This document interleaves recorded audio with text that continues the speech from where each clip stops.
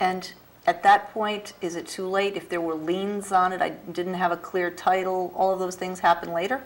Not too late. In the contract is a title run. You should always have a title run on the property. You should have an attorney do that. And there's two reasons to do that.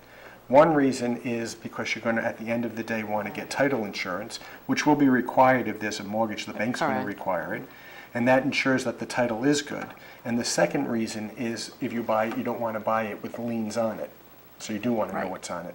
And so that is a title contingency, if you will. Right. And generally the bank, if there is financing involved, which there is for, in a regular sale, not a foreclosure, there is financing, the bank is going to make sure that the title is clear. So even though your attorney is going to put that in your purchase and sale, you can pretty much know that the bank is going to make sure that it's a clear title before they give you the money. They won't let you close, so they're going to require that title rundown. The banks provide a lawyer at the closing. Why would we need to have another one if, say, it's a sale between the person who wants to buy and the person who owns the house? Sounds like it could be nice and easy. Actually, in Rhode Island, the bank has to let the borrower choose the attorney to do the title insurance and title rundown. Interesting. Mm-hmm. So there should be some good buys out there, we say, and even those who aren't in distress. But what about those properties that are pre-foreclosure or foreclosure? All right. Discuss those if you will. So we get to the foreclosure stage. What do you need to know before you go to a foreclosure? Where does it start? You know the process better than I do about how foreclosures start and what they do. Well, the foreclosure doesn't happen for a very long time. What's happened is the owner of the property stops paying on their mortgage, and it's got to be for 2 or 3 months. They'll start the foreclosure proceedings. The owners of the house can actually be in that house for as long as the house is not sold. So very often there are people living in the house, although they're not paying the mortgage, and they might not necessarily be taking good care of the property because they know they're leaving. There's sometimes bad feelings between the bank and the people who are living in the house. But it's at least 4 months before any kind of proceedings would start, and then you'll see the legal notice in the paper. I think it goes in a couple of times before the sale actually happens. Once the sale happens, I think the most basic thing you need to know is that you can't go in and look at the house if you're planning on buying. Right, exactly. What you have, as Nancy described, the pre-foreclosure time frame, the advertising gives a date for a foreclosure sale. And you cannot get into that house, as Nancy described, to inspect it before you buy it. So you're buying it as is. You have to know that first and foremost. Secondly, you should run a title search on it to make sure that the bank that's foreclosing is the bank that has the first priority or first lien on it, because if it's a second mortgage holder, you're buying it subject to the first mortgage. If there are liens on the property prior to the bank's lien, you're buying it subject to those liens. The mortgage holder wipes out any claims on the property after them in time, but anything before them in time you're responsible for. So you'd want to have an attorney, or at least yourself, go to City Hall and do a title rundown before the foreclosure sale. So when you say it's pre-foreclosure and someone can't get in to see the house and it's sold as is, how far can that actually go? We have heard some nightmares about you could buy the house and there's no toilet, or someone took away the copper gutters, or it's just not livable. Is that still bona fide as is? Absolutely. It is. Wonderful. And could having a lawyer make a difference in that? A lawyer's not going to be able to get you in. No. So that's not going to change. But you can look at the value of the real estate, and if you have the ability to fix something up, you say, well, assume the worst. What's the worst case scenario? Assume the worst, and you bid on the property accordingly. You wouldn't overpay for a piece of property like that, knowing that you might have to get in there and just, gut it. Doesn't mean there aren't still good buys out there. You just won't get to see what's in there first. That sounds as if it's a serious caveat emptor, or whatever buyer beware is about. Now, assuming that banks, considering they're involved in finances and money, they are never going to want to sell or let a house go for something less than what they possibly could get out of that. So help us with our due diligence, and how do you do your homework to deal with that? The mortgage when you do your title rundown before the foreclosure, you'll have a good sense, perhaps by looking at the title history, what the value of the mortgage is.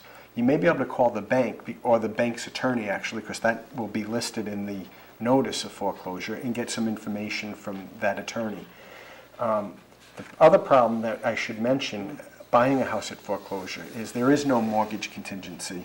You're buying the property with cash.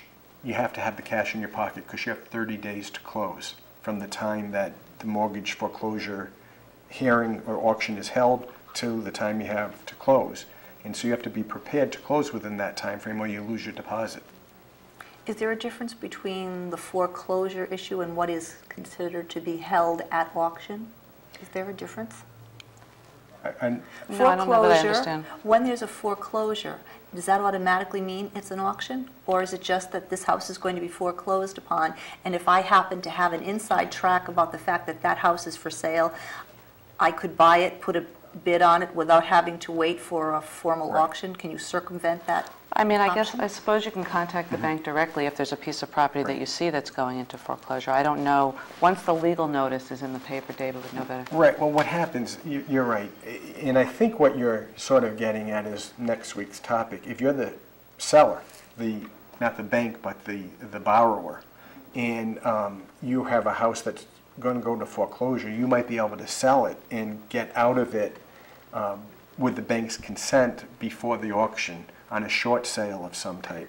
That's foreshadowing of what's to be next week. Right. But if I wanted to buy a house, and we talked about the possibility of there actually being some wonderful buys out there, somewhere between, it seems that somewhere between this house will be going into foreclosure and we will be having an auction, it would seem to me that if you manage to find the way to get in between the two of those, that would be where the real value is. Is that true? Yeah. As the buyer in that situation, you're still buying from the borrower, the owner of the house. The owner of the house. Because it's in their name until the bank comes and actually forecloses.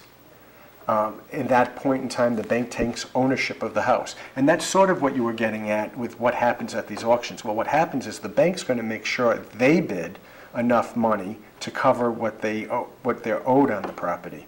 So that you're bidding against the bank. Yes. So if you're bidding against the bank and it's not worth more than what the bank is owed, they're going to buy it. And now you have a much better opportunity, and this is really the opportunity we should talk about, buying the property from the bank after they've bought it. Okay. And how do we get the best out of that working with you versus my doing it myself or trying to? Well, at any point that you're buying property, you're going to need an attorney. At some point. Whether it's when you buy it at the foreclosure, you're probably going to want an attorney. If you buy it from the bank, you definitely want an attorney.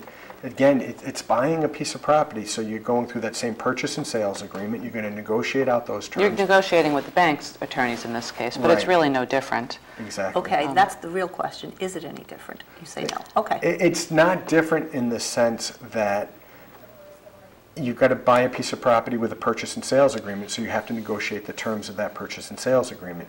You're dealing, instead of with the owner of the house, the real estate owned department, REO, is what they call it. And so you got the REO department, either the attorneys or the bankers that you're dealing with, so they're going to negotiate hard with you. You may be able to get them to cover some closing costs for you and so forth. Banks don't want to own real estate. So you can make deals with banks to buy it from them. Right. Once they've already paid what was owed on it, they're happy to get rid of the property. But I still think you're always better off having an attorney negotiating, particularly when you're negotiating with the attorneys for the bank.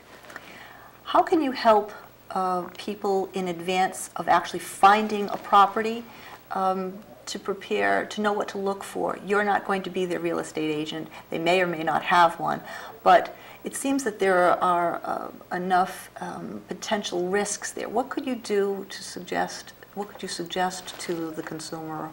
Well, I think the first thing that comes to mind, not so much when it comes to price, but when it comes to defects in the real estate, is read the disclosure form that the owner of the home has to provide. They have to provide a laundry list of items if there's anything wrong. And you should read that carefully because it might be a tip-off to, something in the roof or something, a leak here, a leak there might lead to something. Just to be aware of that. I mean, I think that's probably the first thing to look for.